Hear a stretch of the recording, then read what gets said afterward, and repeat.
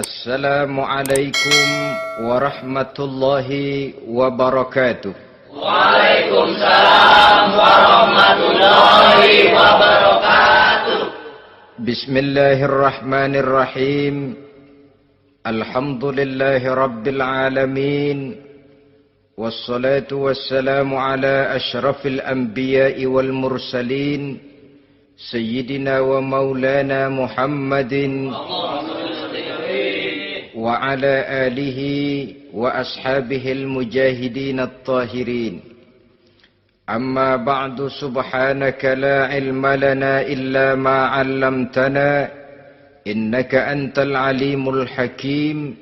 La hawla wa la quwwata illa billahil aliyyil azim.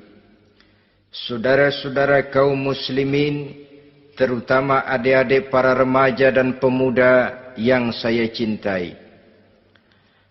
Apabila seseorang akan membangun rumah, tentu saja dia akan mengadakan beberapa pilihan. Sejak dari memilih lokasi di mana rumah itu akan didirikan, sampai kepada menentukan bahan-bahan kualitas yang akan dipakainya, sampai kemudian kepada wujud dan bentuk rumah yang akan ditinggalinya. Demikianlah bahwa untuk membangun sebuah rumah yang hanya untuk menaungi kehidupan di dunia ini, kita mengadakan berbagai macam pilihan. Apalagi kalau kita akan membangun sebuah rumah tangga yang kita harapkan tidak hanya akan menaungi kehidupan di dunia ini, tidak hanya untuk kepentingan kita saja, tetapi juga untuk kepentingan anak cucu kita di belakang hari, termasuk sampai kepada hari akhirat nanti. Oleh karena itu, pada pertemuan kali ini, saya hanya ingin khusus berbicara kepada adik-adik remaja dan para pemuda, bagaimana sebaiknya memilih jodoh menurut ajaran agama Islam. Dalam Al-Quran, Allah Subhanahu wa ta'ala menjelaskan, Zuyyina linnasi hubbus syahawati minan nisa, bahwa manusia apapun jenisnya, asal dia bernama manusia, dihiasi dengan perasaan cinta kepada perempuan. Jadi sejak dahulunya secara fitrah laki-laki senang kepada perempuan, sebagaimana perempuan pun senang kepada laki-laki. Dihiasi rasa cinta ini dalam kehidupan manusia. Dan oleh karena adanya rasa cinta, berkembanglah segala macam persoalan. Sehingga seorang ahli cinta pernah berkata, cinta adalah 5 huruf yang membuat persoalan tidak akan pernah selesai. 5 huruf yang membuat persoalan tidak akan pernah selesai-selesai. Tetapi dalam kehidupan sehari-hari sering kita saksikan bahwa cinta ini bisa mendorong, memberikan motivasi yang baik, dan cinta ini pun bisa juga memberikan dorongan yang tidak baik. Oleh karenanya, apabila cinta itu ibarat setetes embun yang jatuh di bumi yang subur, akan tumbuhlah di atasnya aneka ragam bunga-bungaan yang harum semerbak, indah mewangi, sedap dipandang orang, menebarkan rasa aman, damai, sentosa, dan begitu selanjutnya. Tapi jika cinta itu jatuh di hati yang gersang dan tandus, tidak ada yang akan dapat tumbuh di sana selain sirih memanjat batu, kuning daunnya, lemah gagangnya. Maka cinta yang semacam itu tidak akan memberikan dorongan positif kepada seseorang di dalam kehidupannya. Maka lebih dahulu kita akan membicarakan cinta dalam artian yang positif ini, untuk nanti sampai kepada perempuan yang bagaimana yang harus kita cintai, atau laki-laki yang bagaimana yang harus dicintai oleh seorang perempuan. Saudara hadirin yang saya hormati, cinta dalam artian yang positif, pertama, dia selalu mendatangkan keindahan. Yang kedua, cinta itu memberikan energi atau semangat untuk berjuang. Dan yang ketiga, cinta itu selalu membawa resiko dalam bentuk pengorbanan. Maka cinta yang positif pertama melahirkan keindahan. Disinilah orang memerlukan filter atau saringan. Sebab keindahan yang didasarkan karena cinta itu merupakan satu keindahan yang relatif saja. Boleh jadi karena indah orang jadi cinta, boleh juga jadi karena cinta segala sesuatu terasa jadi indah. Namun bagaimanapun juga, kalau hati sudah diliputi oleh rasa cinta, segalanya akan terasa menjadi indah. Cinta itu adalah keindahan. Yang kedua, cinta itu energi, melahirkan dorongan dan semangat. Yang lemah bisa menjadi kuat, yang takut bisa menjadi berani, yang jauh jadi terasa dekat. Itu semua karena dorongan cinta. Dan dari energi ini lahirlah yang ketiga, bahwa cinta adalah pengorbanan. Sehingga orang berkata, berani bercinta artinya harus berani berkorban. Takut berkorban, jangan bercinta. Kalau cinta ini kita salurkan kepada nilai-nilai agama umpamanya, yang pertama, cinta mendatangkan keindahan. Kita cinta kepada agama, maka apapun yang diperintahkan oleh agama akan terasa menjadi indah. Solat akan terasa menjadi indah. Puasa terasa menjadi indah. Zakat terasa menjadi indah. Jihad pun akan terasa menjadi indah. Persis kalau kita cinta kepada seorang gadis. Jika kita cinta kepada seorang gadis, apanya saja akan kelihatan menjadi indah. Jalannya terasa indah, lenggang-lenggoknya terasa indah, suaranya merdu padahal cemprengnya bukan main. Seluruhnya akan mendatangkan keindahan karena dasarnya sudah cinta. Cinta membawa kepada keindahan. Yang kedua, cinta itu melahirkan energi. Orang yang cinta kepada agama akan lahir tenaga dan semangatnya melaksanakan ibadah, melaksanakan puasa, melaksanakan zakat, melaksanakan solat, melaksanakan haji, bahkan melaksanakan jihad sekalipun. Cinta selamanya menimbulkan energi dan semangat. Sama saja dengan kita apabila jatuh cinta kepada seorang gadis, walaupun rumahnya jauh, katanya, gunung pun akan kudaki, lautan pun kuseberangi. Untuk apa itu? Untuk menemui apa yang kita cintai. Cinta selamanya melahirkan energi. Capek tidak terasa, lelah tidak terasa, semuanya tertutup oleh keindahan yang bernama cinta. Lalu yang ketiga, cinta membawa pengorbanan. Apabila kita cinta kepada agama, maka pengorbanan terhadap apapun yang diminta oleh agama, baik itu pengorbanan waktu, tenaga, pikiran, harta, bahkan pengorbanan nyawa sekalipun, kita tidak akan berat melaksanakannya karena cinta kita kepada agama yang kita anut ini. Demikian juga cinta kita kepada seorang perempuan akan membuat kita rela berkorban. Apapun yang dia minta, jangankan kita tidak mampu, kita tidak mampu sekalipun, kita masih berusaha untuk mampu guna memenuhi tuntutan si buah hati belahan jantung. Kadang-kadang malam minggu si doi ngajak nonton. Umpamanya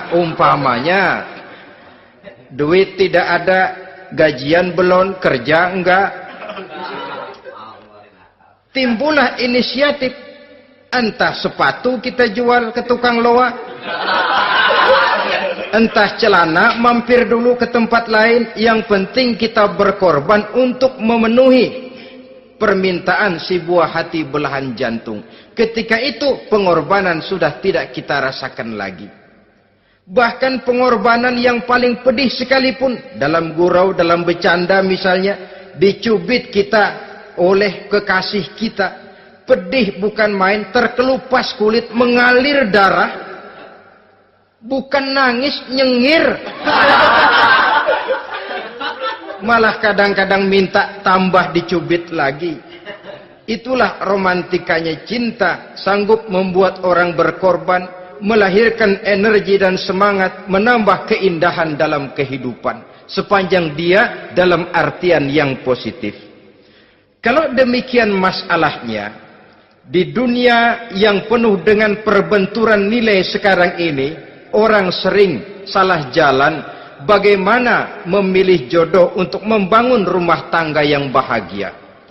Jangan lupa bahwa membangun rumah tangga ini bukan hanya untuk 1-2 bulan, bukan hanya untuk 1-2 tahun, bahkan bukan cuma untuk kehidupan dunia, lebih daripada itu pun untuk menunjang kebahagiaan di akhirat.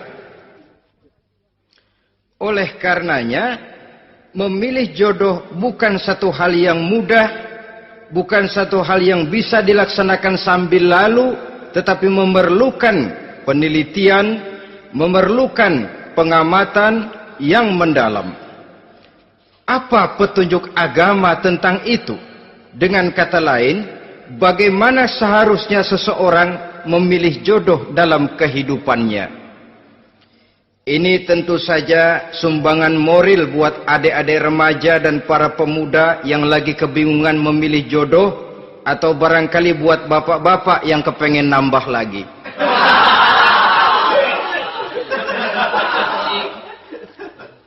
Mohon maaf kepada ibu-ibu, saya tidak menganjurkan, cuma ngajarin. Yang pertama, menurut Nabi, nikahilah perempuan itu karena rupanya, karena hartanya, karena keturunannya, dan karena agamanya. Ada 4 motif utama di sini. Pertama, memilih jodoh, lihatlah rupanya. Lagian siapa yang kepengen dapat jodoh rupanya nggak karu-karuan? Cari rupa yang cantik, indah, dan menawan. Namun jangan lupa, saya katakan di zaman di mana sering terjadi benturan nilai seperti sekarang ini, orang sulit untuk mendapatkan keaslian. Di mana teknologi sudah sedemikian canggih, di mana ilmu kedokteran sudah sedemikian maju, maka berbagai macam rupa bisa dibentuk dengan apa yang dinamakan operasi plastik misalnya. Yang pesek bisa dibikin mancung, kuping yang kelebaran bisa dibikin sedang, pipi yang kembung sebelah bisa dibikin rata, janggut yang tidak menarik bisa dibikin bak lebah bergantung katanya. Oleh karena itu, kalau pilihan hanya tertuju kepada rupa yang cantik saja semata-mata, kita sudah melakukan satu kesalahan yang sangat besar. Sebab apa? Diperingatkan oleh Nabi melalui hadis Ibnu Majah, Bazar dan Baihaqi dari Ibnu Umar.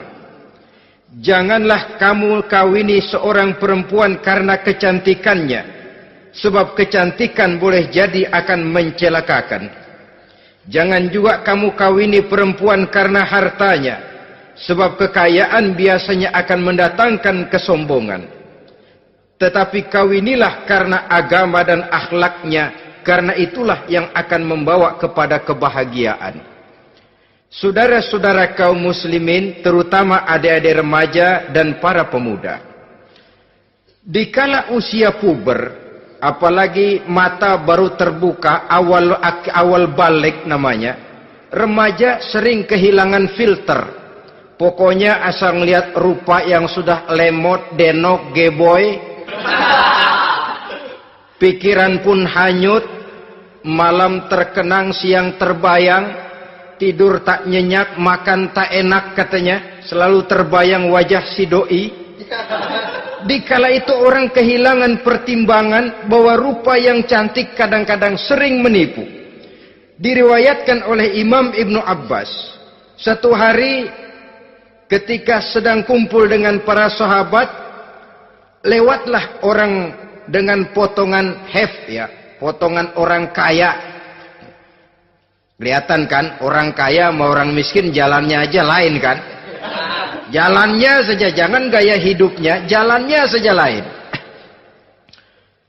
Lewat dia, Rasul bertanya kepada seorang sahabat, menurut pendapatmu bagaimana orang yang lewat itu?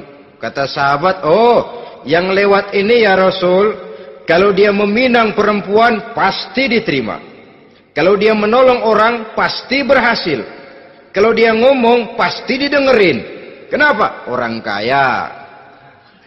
Orang kaya ya Rasul.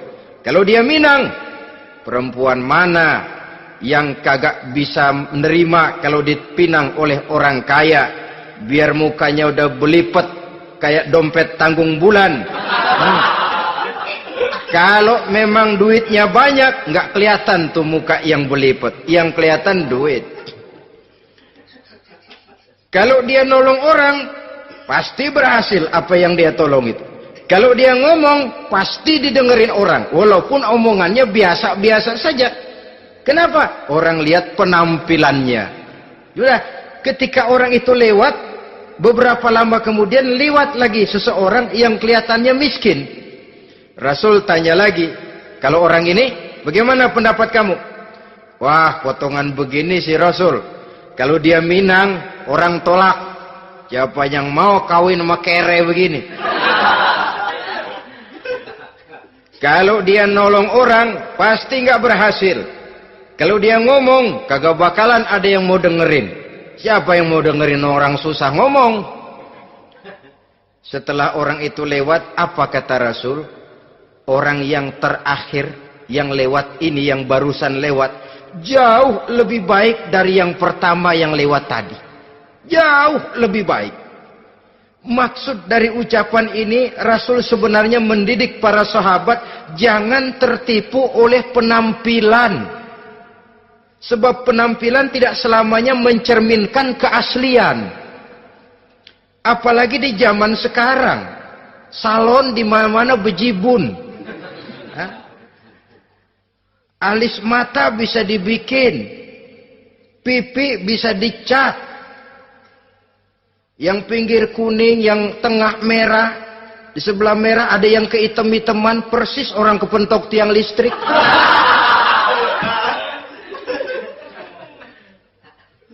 Kecantikan yang artifisial, kecantikan yang bukan alami. Karena itu silakan saja cari yang cantik, tapi jangan terpaku sampai di situ. Sebab kecantikan di samping dia mudah berubah oleh pergeseran masa dan pertukaran waktu, ternyata penampilan tidak selamanya mencerminkan keaslian.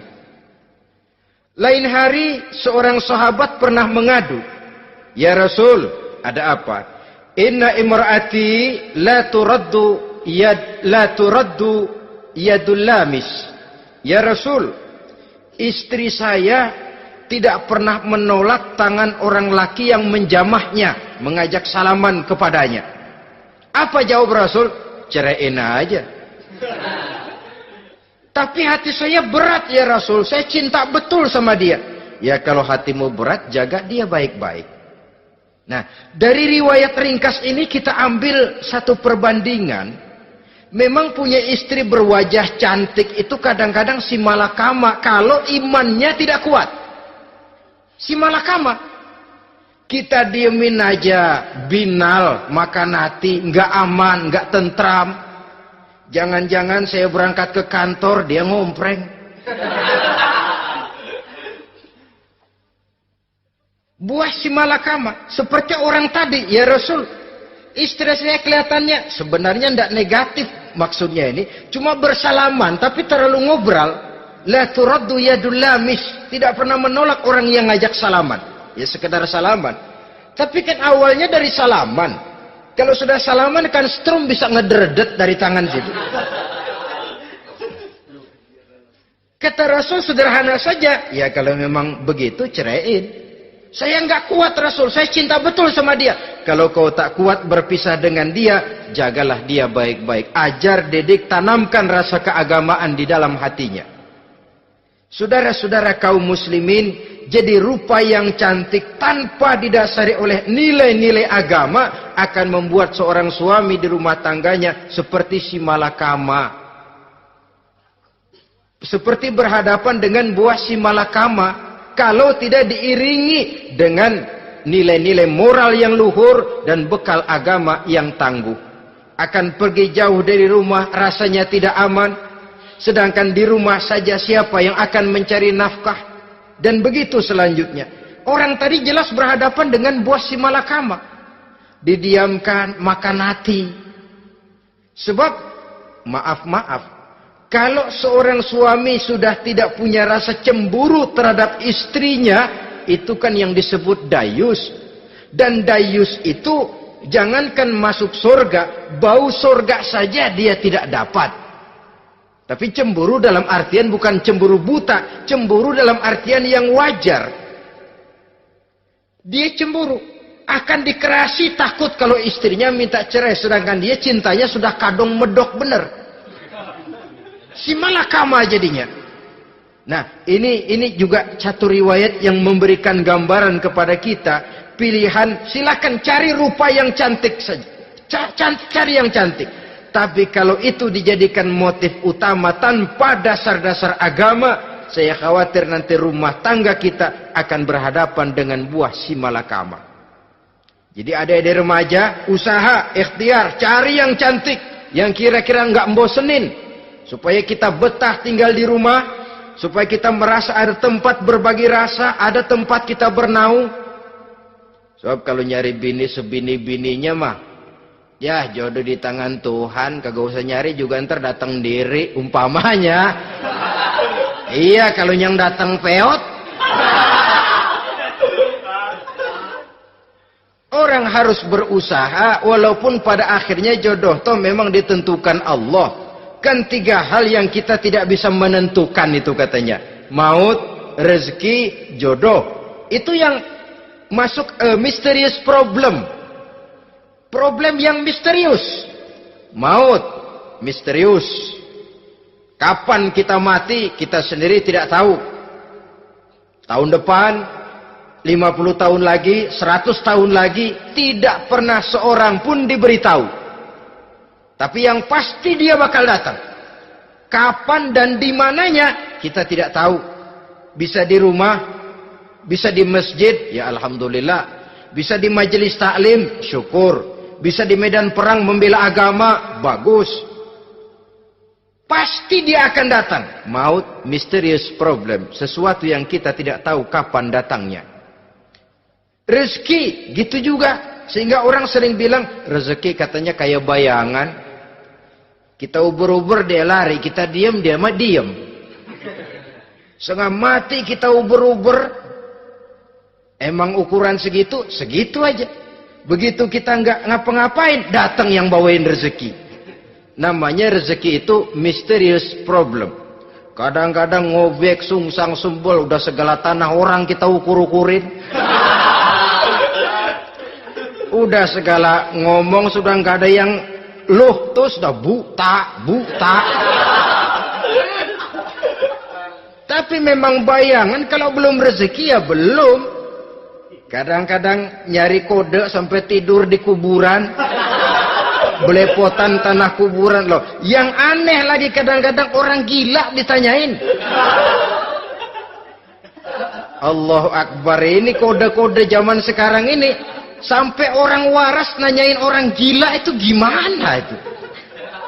Ini sudah efek yang betul-betul negatif. Sudah jelas orang gila kok ditanya. Apa kira-kira yang nanya nggak lebih gila dari yang gila itu?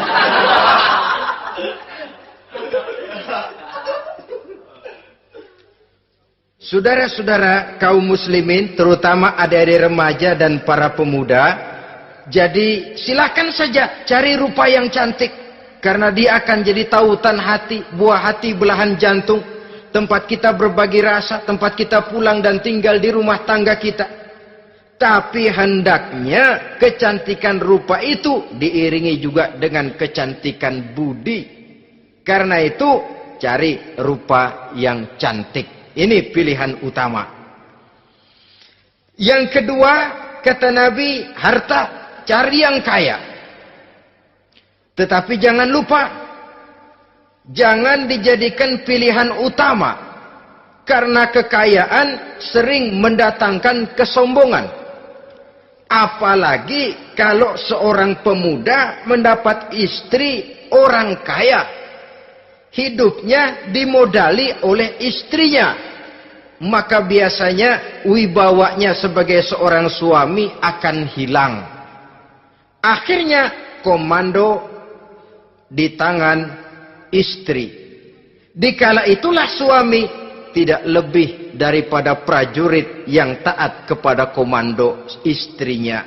Padahal menurut konsep Quran, ar-rijalu qawwamuna 'alan nisa, laki-laki diciptakan sebagai pembimbing bagi perempuan.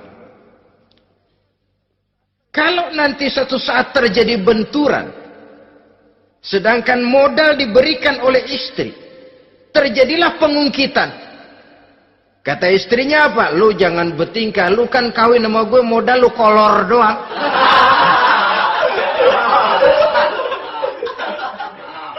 Kalau sekarang bertingkah, silakan keluar rumah.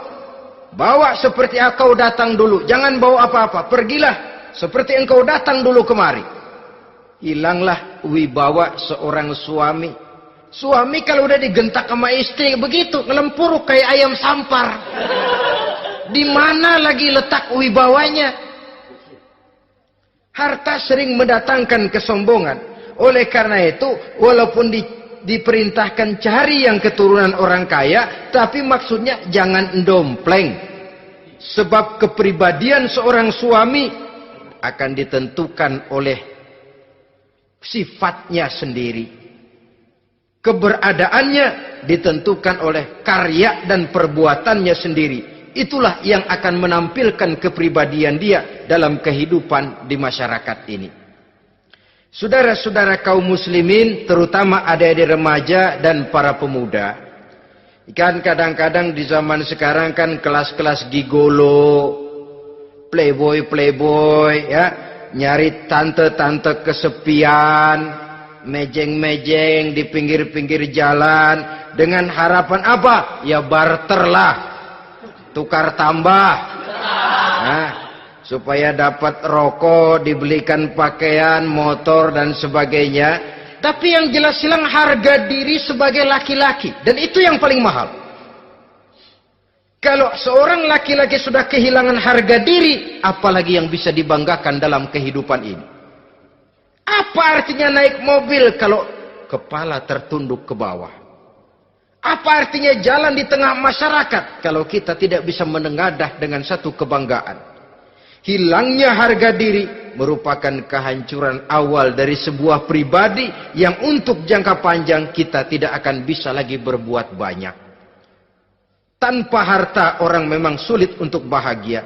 Tapi harta semata-mata bukan merupakan jaminan bahwa orang lantas akan bahagia. Saya barangkali harus berkata, banyak orang miskin yang kaya.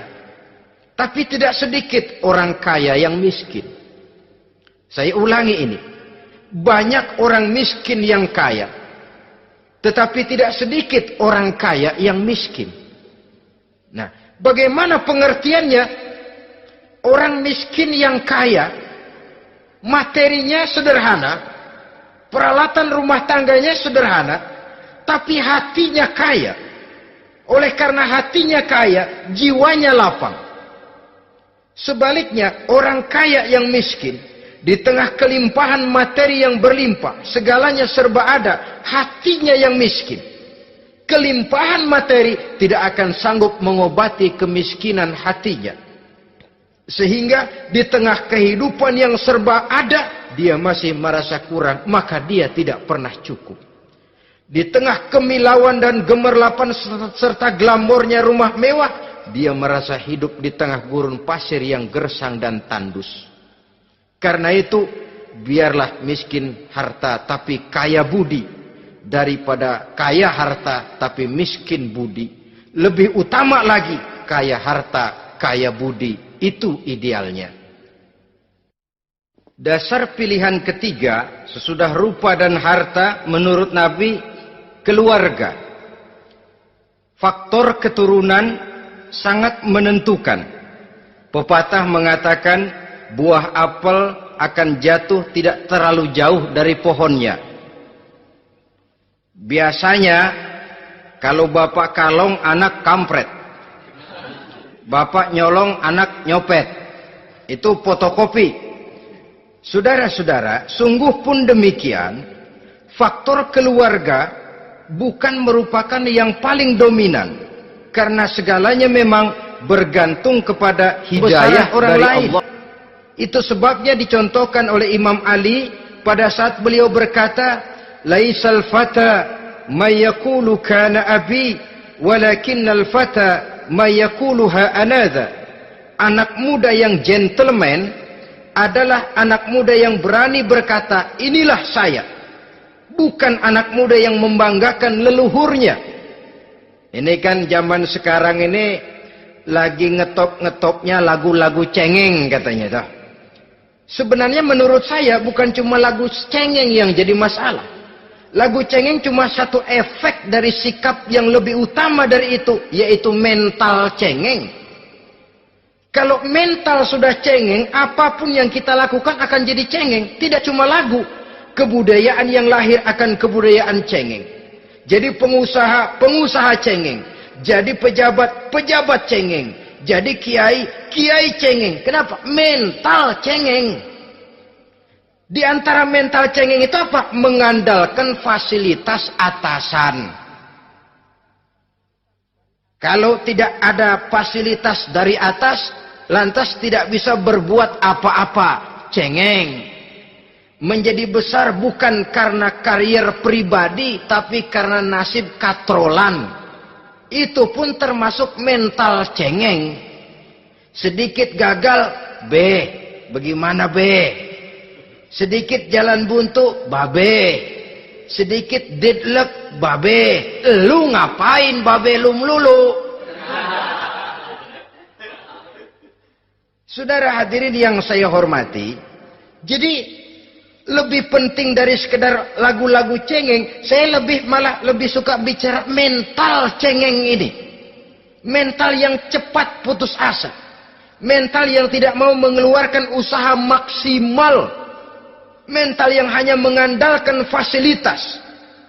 Sedangkan pribadinya tidak lebih daripada pribadi sumuhun dawuh. Pribadi kulo nuwun. Pribadi kumaha juragan wae. Pribadi oke bos. Pribadi asal bapak senang. Bukankah itu semua merupakan cermin dari mental-mental yang cengeng, yang untuk jangka panjang tidak akan pernah menguntungkan daripada pembangunan bangsa dan negara yang kita cintai ini. Seseorang mau besar atau tidak, bukan dengan jalan menyempeng kepada kebesaran orang lain. Bahkan Syauqi dalam sebaik syairnya yang lebih tegas mengatakan, wa syarrun nasi zu khumulin iza fakhartahum zakarul jaduda wa syarrun nasi wa khairun nasi zu syarafin qadimin aqama li nafsihi syarafan jadida. Generasi yang paling jelek adalah generasi pemalas. Kalau kelihatan orang lain lebih hebat dari dia, disebut-sebutnya kebesaran nenek moyangnya.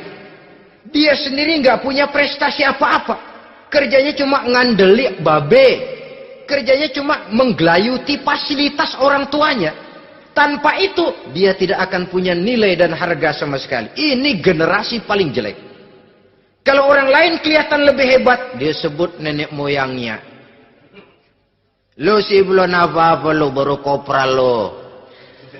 Engkong gua no, Komandan Hansip. Engkong. Engkongnya yang disebutin. Dia sendiri tidak punya prestasi apa-apa. Jadi silahkan saja cari gadis dari keturunan keluarga yang baik-baik. Tapi jangan jadikan tendensi utama, jangan dengan niat untuk menyempeng kepada kebesarannya. Tapi paling tidak dengan niat agar mudah-mudahan dari benih yang baik ini akan lahir keturunan-keturunan yang baik pada akhirnya nanti. Itu yang kita harapkan. Bukan lalu dengan pertimbangan, weh, mertua gue bos nih, kali aja begitu gue kawin aja mampus. Ini semua warisan kan jatuh kemari semua. Kalau itu niatnya sudah jelas salah. Kita mencari perempuan dengan keturunan-keturunan yang baik dengan berharap agar anak-anak kita nanti yang akan merupakan benih cucunya akan melahirkan kebaikan-kebaikan seperti leluhurnya dulu. Saudara, pilihan yang keempat kata Nabi, agama. Ini yang paling inti. Kenapa? Agama itu motivasinya moral. Di sini segalanya ditentukan. Rupa yang baik, harta yang banyak, keluarga yang luhur. Kalau sudah dilandasi oleh agama yang rapuh, bahkan tidak beragama sama sekali, ketiga hal di atas tadi hanya akan mendatangkan malapetaka. Sekarang kan kita tertipu oleh penampilan. Padahal penampilan belum tentu kenyataan.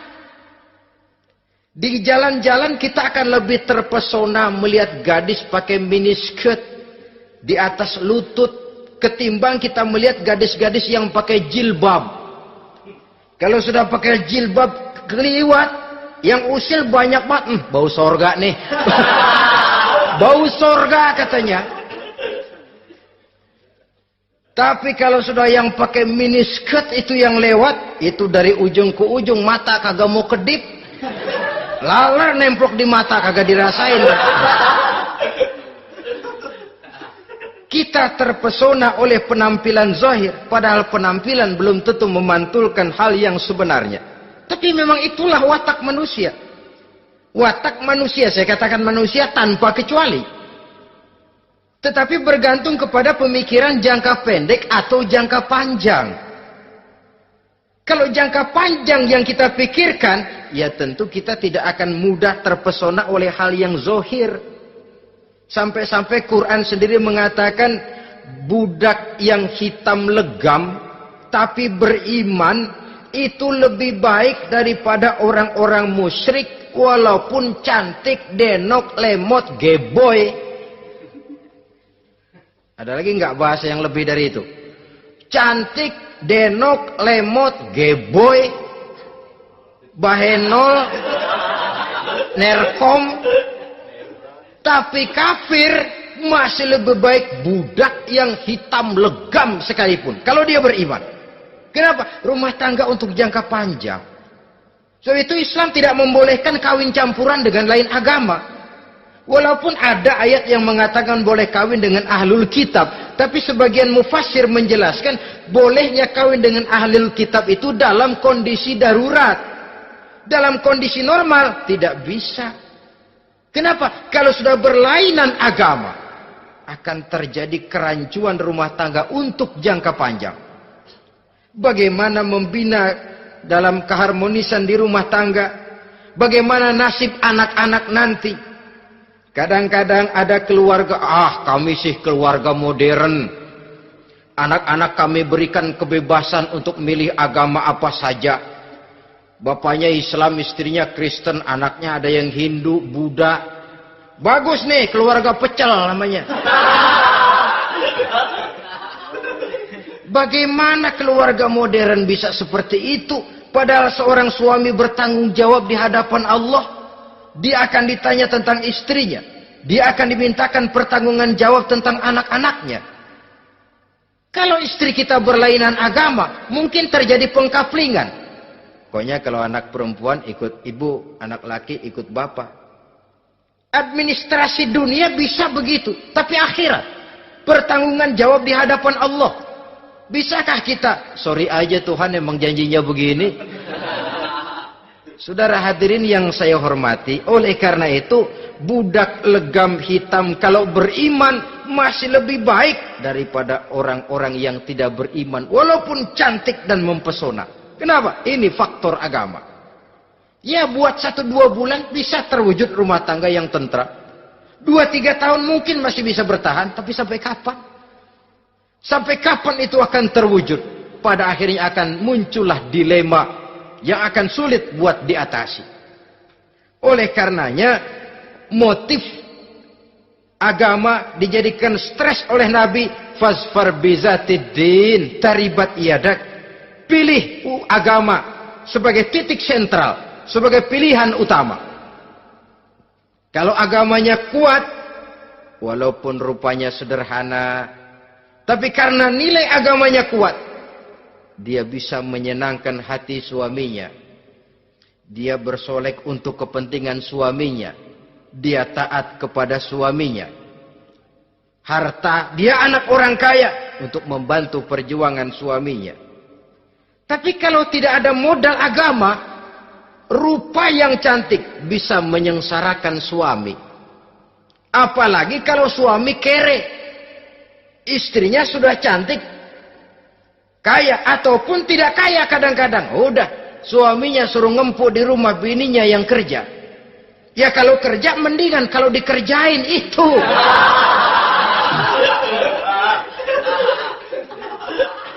Itu yang repot.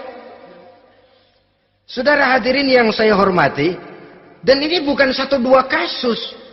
Alangkah malangnya kalau sudah terkena hal seperti itu. Akhirnya seperti pengaduan sahabat kepada Rasul tadi. Mau diceraiin, cinta saya udah medok benar Rasul. Enggak diceraiin, hati saya ngebet, pegel. Si malakama akhirnya. Jadi oleh karenanya agama. Kalau dia cantik, walaupun miskin, agamanya kuat, dia bisa memelihara kehormatan diri. Dia kaya, agamanya kuat, hartanya disalurkan di jalan Allah. Karena itu, agama jadikan pilihan utama. Dan ukuran agama itu bukan cuma jilbab loh. Ya kadang-kadang ada juga yang jilbabnya nggak pernah lepas, tapi kadang-kadang akhlaknya lebih binal dari yang kribo. Ada, cuma sekedar kamuflase saja, itu pun penampilan, sekedar penampilan saja. Cuma dari segi aurat ya memang lebih baik dan lebih utama, dan saya kira lebih mengundang penasaran toh. Duren kalau udah dibuka kan kelihatan isinya, emang udah begitu, udah. Tapi kalau masih rapat, itu yang rasanya kita pengen buka. Timbul tantangan, gue pengen tahu isinya. Rasanya juga begitu.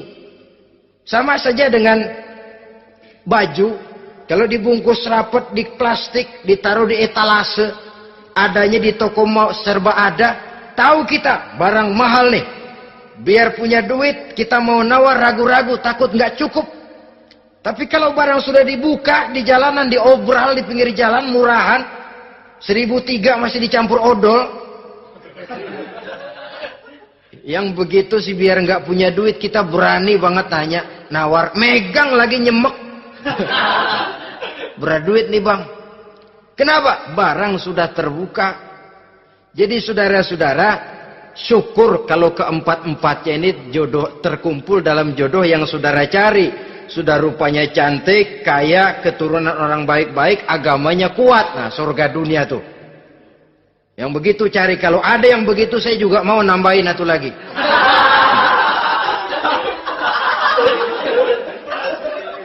Tapi yang kumpul keempat-empatnya ini terus terang saja langka. Makhluk langka ini. Kadang-kadang cantik, kaya, keluarganya hebat, agamanya nol, akhlaknya kayak setan. Tapi yang paling celaka kalau empat-empatnya kagak ada. Rupanya jelek, melarat, bapaknya biang maling, kagak beragama lagi. Apanya yang mau dipilih? Mampus saja mendingan. Sudah nggak ada pilihan sama sekali tuh. Sudah nggak ada pilihan sama sekali. Saudara hadirin yang saya hormati, terutama adik-adik remaja. Nah, lalu apa motivasi agama dalam pembinaan ini apa? Agama ini kan memberikan contoh bahwa perempuan yang baik itu, yang kita ingin jadikan dia sebagai ideal dalam pencarian jodoh, tandanya 3. Iza ra'aitaha sarratka, kata Nabi. Kalau dipandang, dia bisa menggembirakan kamu. Kan ini yang penting buat seorang suami. Kalau saudara nanti jadi suami, punya istri yang jadi partner setia mendampingi suaminya. Kalau dilihat, nggak membosenin. Kenapa? Dia berdandan untuk nyenangin hati suaminya. Nggak membosenin. Kan kadang-kadang ada bini kalau kita pulang, demok aja fotonya.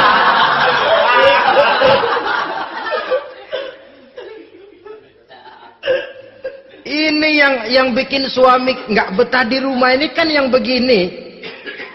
Adapun perempuan yang beragama, apabila dipandang oleh suaminya, dia pandai menyenangkan hati suaminya. Andai kata suaminya dalam kesulitan, dia tidak menambah beban kesulitan. Paling tidak dia bisa memberikan satu bantuan moral. Bantuan moral untuk mengurangi beban kesulitan daripada suaminya. Suami pulang dagang rugi, kata istrinya, romantika bang. Sekali-sekali lah, masa selamanya dagang mau untung. Besok siapa tahu untung lebih besar. Kan meringankan tuh. Kadang-kadang enggak, suami pulang dagang dari pasar panas, rugi, sampai rumah bini pidato, pletar-pletor. Lu dagang rugi, emang lu laki goblok.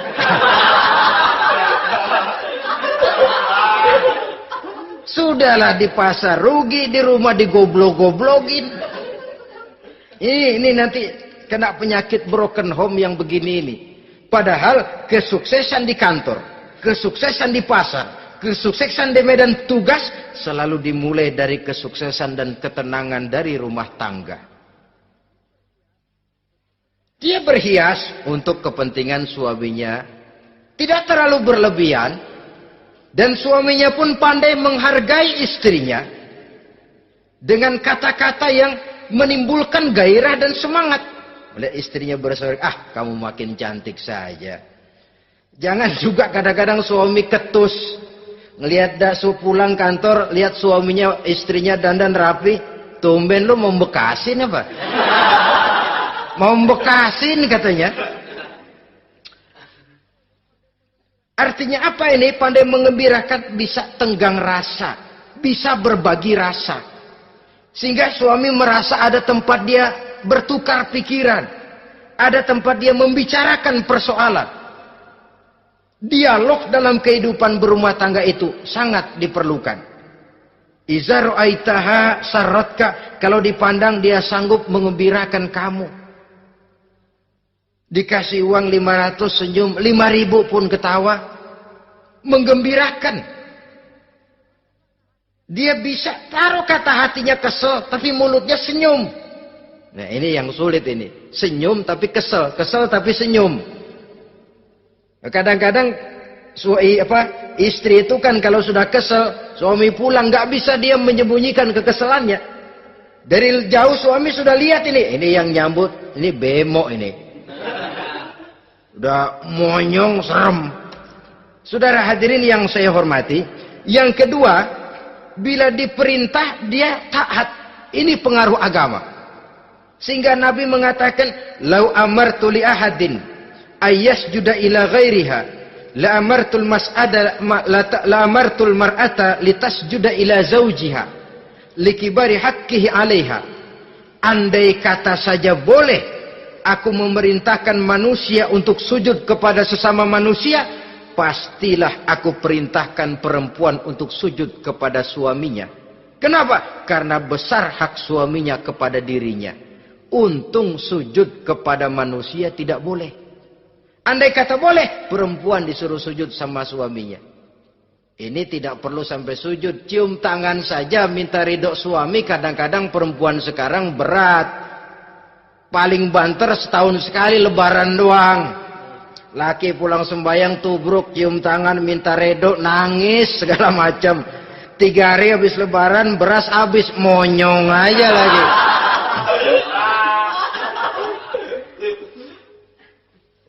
Saudara hadirin yang saya hormati, yang ketiga, akibat pengaruh agama, dia sanggup memelihara kehormatan diri dan sanggup menjaga harta suaminya.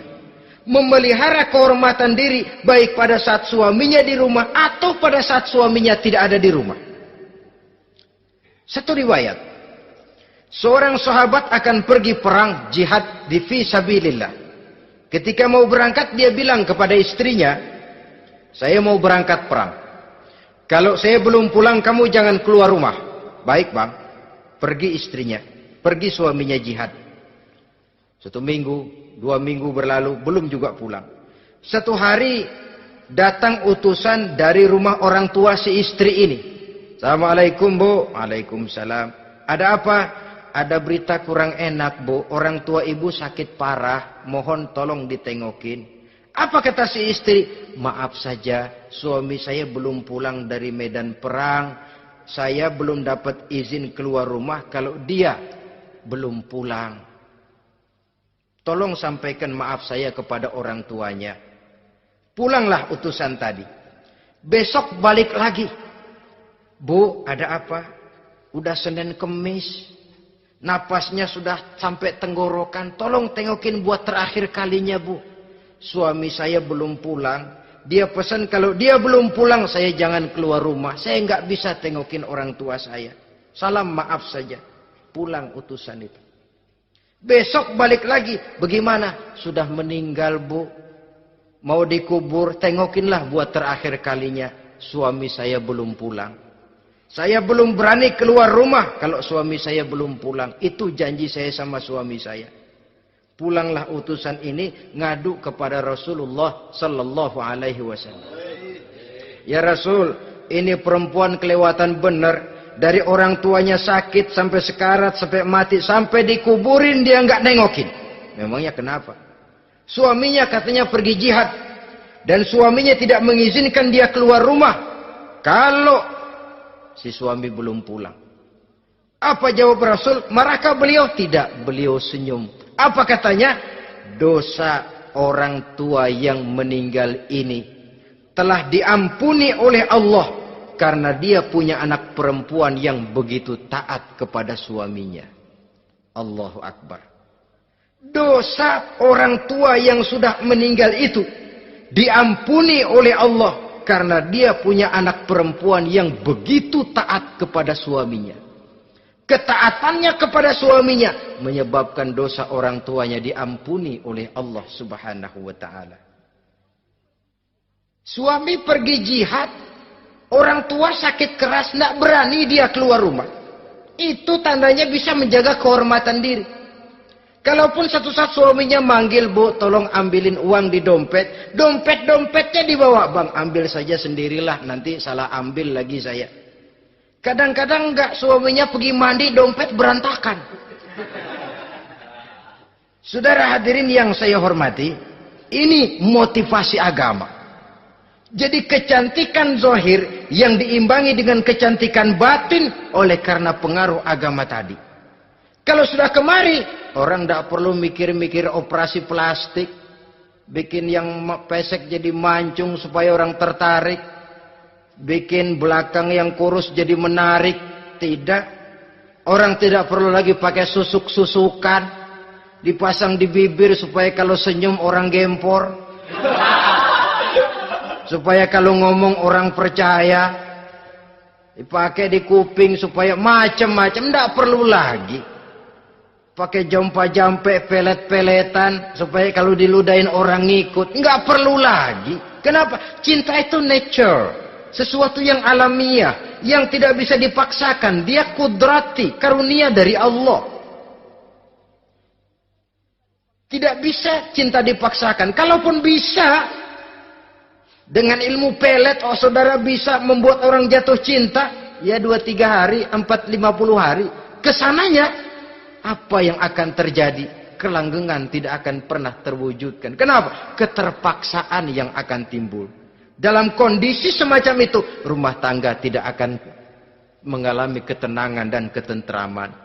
Jadi biarkan cinta berjalan secara alamiah, karena dia memang alamiah.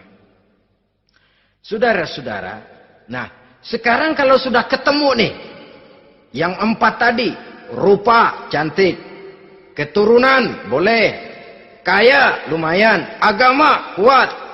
Apa yang harus kita cari? Apa yang harus kita lakukan? Apa pakai pepatah anak sekarang? Aku lihat, aku pikat, aku dapat, aku sikat, aku minggat. Bangsat.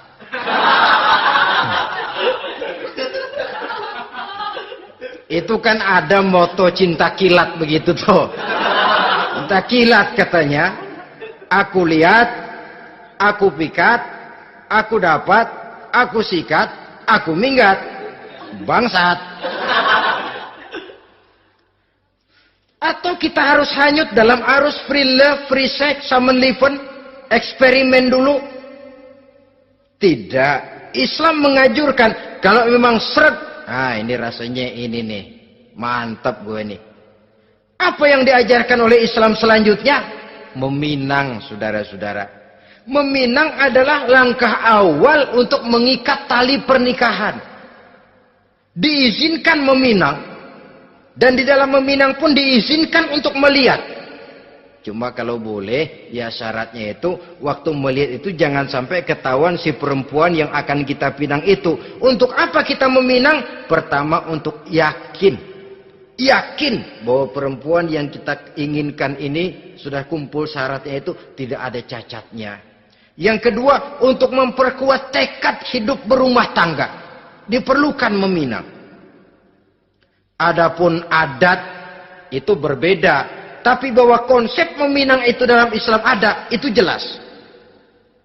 Ya kalau mesti bawa pisang raja, pakai roti buaya, pakai martabak segede ban mobil truk segala macam, itu adat saja, ya. Tapi yang real meminang itu ada dalam Islam. Nah, bagaimana adab meminang? Setelah kita tahu anak ini cantiknya ya, keturunan baik, ya kekayaannya lumayan, agamanya kuat, pinanglah dia. Caranya boleh lihat langsung. Lihat langsung kalau bisa tanpa setahu si perempuan. Dan batas yang boleh dilihat itu muka dan tangan. Itu saja. Jadi jangan gerusak. Minta permisi Pak, saya mau ngelihat anak bapak seutuhnya. Soalnya buat saya ini nanti. Apanya aja dibedolin, jangan. Kira-kira yang boleh itu muka sama tangan. Andai kata kita risih, sebab nanti kalau nggak jadi akan jadi timbul rasa malu dan si perempuan juga kasihan. Boleh mengutus perempuan yang kita percaya. Coba kau ke sana, lihat kondisinya yang sebenarnya bagaimana. Kalau ngelihat dari jauh sih utuh, siapa tahu nanti tangannya kurang sebelah. Coba lihat sana. Saudara-saudara, kemudian boleh juga ditanyakan kepada orang tuanya. Dan dalam hal ini orang tua si gadis tidak boleh menyembunyikan aib atau cacat yang dimiliki oleh anaknya. Dia harus menceritakan apa adanya. Sampai pun kekurangan anaknya yang paling kecil sekalipun. Sebab apa? Jangan sampai istilah pepatah beli kucing dalam karung. Kedengeran suaranya doang meong-meong, begitu dibuka tuh kucing gempor sebelah kakinya nggak ada. Kan tentu kita tidak kepengen kecewa di belakang hari. Itulah perlunya meminang sebagai jembatan untuk menuju kepada pernikahan. Nah, dengan demikian kalau sudah usaha meminang ini dilaksanakan, jangan merasa sudah setengah resmi. Ini yang kadang-kadang jadi penyakit. Malah sesudah meminang harus masing-masing lebih menjaga diri, menjaga kehormatan, menjaga pergaulan. Kenapa? Agar saat memasuki jenjang pernikahan nanti merupakan jenjang yang sangat ditunggu-tunggu. Ada rasa keinginan tahu. Kalau tidak, ya udah biasa, nggak giroh lagi ngadepin perkawinan. Kenapa? Kemarin-kemarin gue udah cobain. Hilang gairah lagi. Sebab itu kalau sudah meminang, jangan merasa sudah setengah halal. Udah minang ini Kadang-kadang orang tua juga konyol. Sudah dipinang, diumbar. Lu mau kemana keda lu udah pinang? Padahal meminang itu cuma langkah awal. Sedangkan selanjutnya harus lebih berusaha menjaga kehormatan diri. Sampai pada saat nanti pelaksanaan pernikahan. Nah, saudara-saudara, terutama adik-adik remaja dan para pemuda, walaupun agak sekilas memang karena terbatasnya waktu pada pertemuan ini, mudah-mudahan bisa memberikan gambaran yang sepintas tentang bagaimana sebaiknya kita memilih jodoh di dalam membina rumah tangga yang bahagia. Semoga ada manfaatnya. Terima kasih atas segala perhatian. Mohon maaf atas segala kekurangan. Usikum wa nafsi bitaqwallah. Wassalamualaikum warahmatullahi wabarakatuh.